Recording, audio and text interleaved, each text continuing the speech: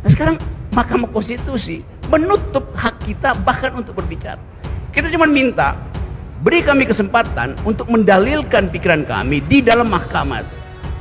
Belum sempat, Anda nggak punya hak, Anda nggak punya legal standing. Terus saya mau memilih, saya mau mencalonkan diri jadi presiden. Anda dapat 20% apa enggak? Jadi nggak boleh kalau saya nggak punya partai.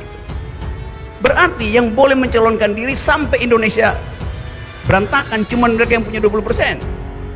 Itu namanya ngehek, kalau orang Jakarta bilang, bajingan, bangsat. Ya itu dasarnya kan. Itu poinnya kenapa kita mau ucapkan ini secara tegas, bahwa Mahkamah Konstitusi buta huruf tentang filosofi dari konstitusi. Itu dalilnya kita putar-putar tapi cuma itu. Jadi di mana otak Mahkamah Konstitusi kalau nggak paham bahwa dia justru menjadi mulia karena diberi hak untuk memantau keadaan, menguping keadaan rakyat. Ini dia nggak mau nguping, bahkan rakyat bicara bahkan dia nggak mau dengar, apalagi dia mau nguping. Jadi itu kedunguan dari Mahkamah Konstitusi, mahkamah kedunguan. Saya mau dalilkan ini, saya mau bertengkar dengan semua hakim yang di situ tuh. Buka forum, kita debat habis-habisan. Dari sejarah intelektual konstitusi sampai konsekuensi dari mahkamah yang sekarang berubah menjadi mahkamah konstipasi itu, nggak bisa mencerna, ngeden aja. Nah ini sebetulnya kritik saya tuh yang selalu saya dasarkan pada argumen.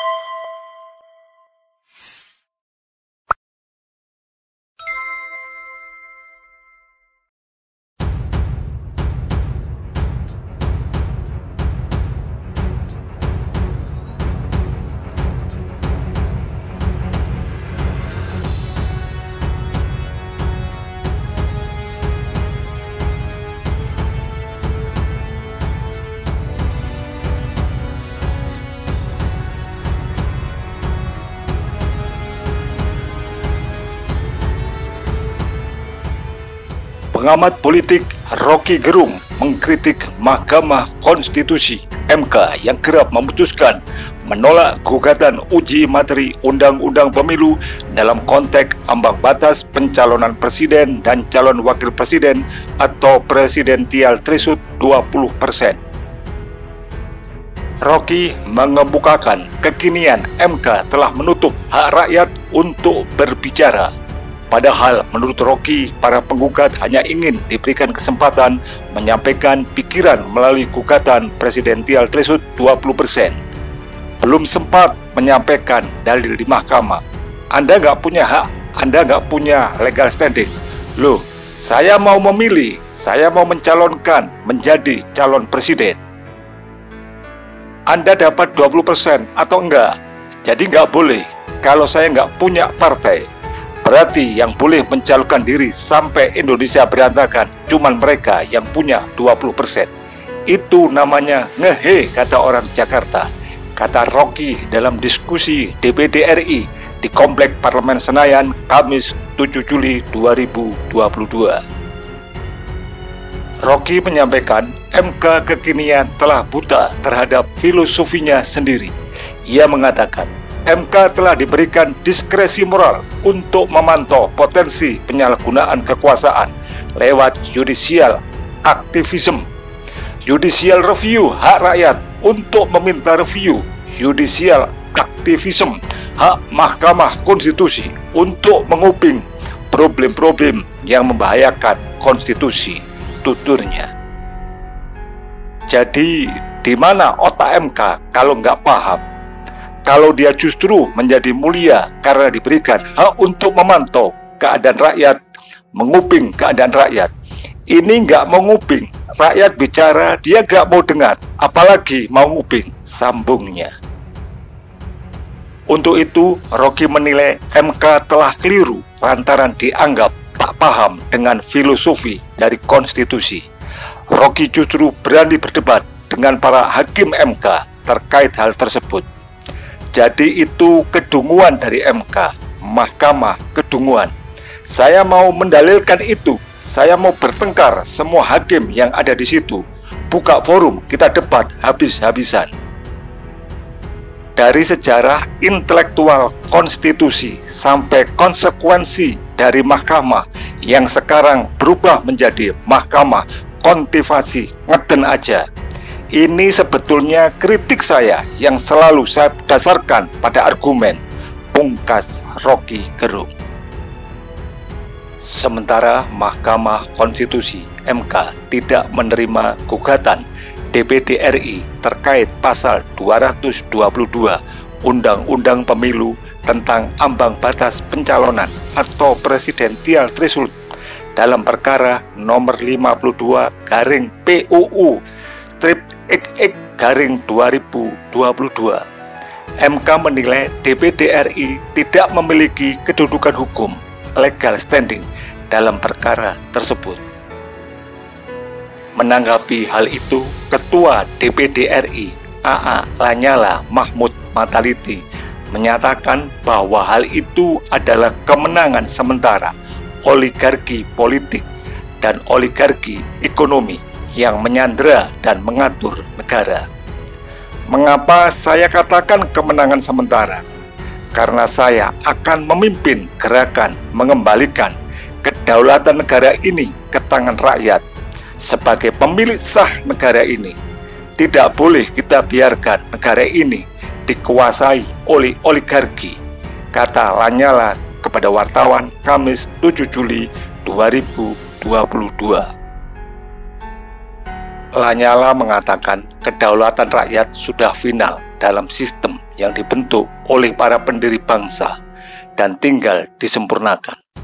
Namun menurutnya justru hal tersebut telah dibongkar total dan porak-porandakan dengan amandemen yang ugal-ugalan pada tahun 1999 sampai 2002 silam. Kita akan kembalikan kepada kedaulatan rakyat. Ini kita kembalikan kepada rakyat. Kedaulatan negara ini akan saya kembalikan kepada rakyat. Apa maksud pernyataan itu? Maksudnya, biar rakyat memutuskan. Biar rakyat itu memutuskan, gitu loh. Jangan sekali-sekali kita selalu mendikte-dikte rakyat. Sekarang sudah waktunya rakyat mendikte kita. Dan kita menjadi bangsa yang durhaka kepada para pendiri bangsa. Akibatnya, tujuan negara ini bukan lagi memajukan kesejahteraan umum, tetapi memajukan kesejahteraan segelintir orang yang menjadi oligarki ekonomi dan oligarki politik, tuturnya. Terkait pertimbangan hukum Majelis Hakim MK, Lanyala mengaku heran ketika Majelis Hakim MK yang menyatakan bahwa pasal 222 Undang-Undang Pemilu disebut konstitusional. Padahal nyata-nyata tidak ada ambang batas pencalonan di pasal 6A Konstitusi. Dan yang paling inti adalah Majelis Hakim MK tidak melihat dan menyerap perkembangan kebutuhan masyarakat. Padahal hukum ada untuk manusia, bukan manusia untuk hukum. Hukum bukan skema final. Perkembangan kebutuhan masyarakat harus jadi faktor pengubah hukum. Itu inti dari keadilan, tandasnya. Dalam perkara yang sama, MK menerima kedudukan hukum Partai Bulan Bintang (PBB). Namun dalam amar putusannya, MK menolak permohonan PBB untuk seluruhnya. Karena MK tetap pada pendapatnya bahwa pasal 222 Undang-Undang Pemilu konstitusional dan mengenai angka ambang batas yang ditetapkan merupakan open legal policy, kewenangan pembuat undang-undang. Sementara Partai Keadilan Sejahtera (PKS) secara resmi telah melayangkan gugatan uji materi Undang-Undang Pemilu terkait dengan ambang batas pencalonan presiden dan wakil presiden atau presidensial threshold 20%. Dalam gugatannya, PKS meminta PT berada di interval 7-9%.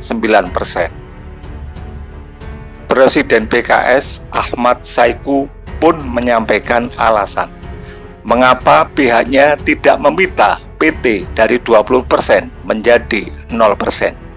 Ia menyebut PKS memang sengaja mencari keseimbangan. Terlebih permohonan PT 0% kerap ditolak MK. Kita mencari titik keseimbangan ya, karena selama ini berbagai kajian kami di tim bahwa dengan pengajuan angka 0% ini hampir seluruhnya mengalami penolakan. Oleh karena itu kami melakukan kajian dan nanti tim hukum kami yang akan merinci itu dan ketemu tadi pada angka kisaran interval 7-9%. Kata Saiku kepada wartawan usai layangkan gugatan Rabu 6 Juli 2022. Ia tak menampik jika gugatan yang dilayangkan PKS tersebut salah satunya karena pertimbangan sulitnya membangun koalisi untuk Pilpres 2024. Saya kira bukan hanya PKS ya, seluruh parpol-parpol juga tentu sangat kesulitan dalam membangun koalisi secara leluasa, ungkapnya. Di sisi lain, Saiku menyampaikan presidensial threshold sebesar 20% dianggap telah merugikan partai politik, terlebih dalam pengusungan calon presiden dan calon wakil presiden untuk Pilpres. Ya tentu saja, kerugiannya kita tidak bisa mencalonkan capres-cawapres secara leluasa. Begitu juga kandidat capres sendiri juga dirugikan. Betapa berat dan sulitnya untuk bisa mencalonkan sebagai capres dan cawapres, tandasnya. Sebelumnya, gugatan tersebut telah terdaftar nomor 69-1-PUU-PAN MK-AP3. Presiden PKS Ahmad Saiku bersama Sekretaris Jenderal PKS Habib Abu Bakar Al-Habsyi langsung mendatangi MK dalam melakukan upaya hukum tersebut. Saiku mengatakan ada dua pemohon dalam uji materi yang diajukan PKS. Pertama, DPP PKS, dan kedua atas nama Salim Segaf Al-Jufri. Saiku menyampaikan ada 3 alasan PKS mengajukan uji materi presidensial threshold 20% ke MK. Pertama, kata dia, sebagai penyambung lidah rakyat yang menginginkan adanya perubahan aturan presidensial threshold 20%. Keputusan tersebut diambil setelah kami bertemu dan mendengarkan aspirasi masyarakat untuk menolak aturan presidensial threshold 20%. Kata Saiku dikutip dari website resmi PKS Rabu 6 Juli 2022. Kemudian alasan yang kedua, kata Saiku, PKS ingin memperkuat sistem demokrasi sehingga membuka peluang lebih banyak lahirnya calon presiden dan calon wakil presiden terbaik pada masa-masa yang akan datang. Ketiga, kami ingin mengurangi polarisasi di tengah-tengah masyarakat akibat hanya ada 2 kandidat capres dan cawapres, tuturnya.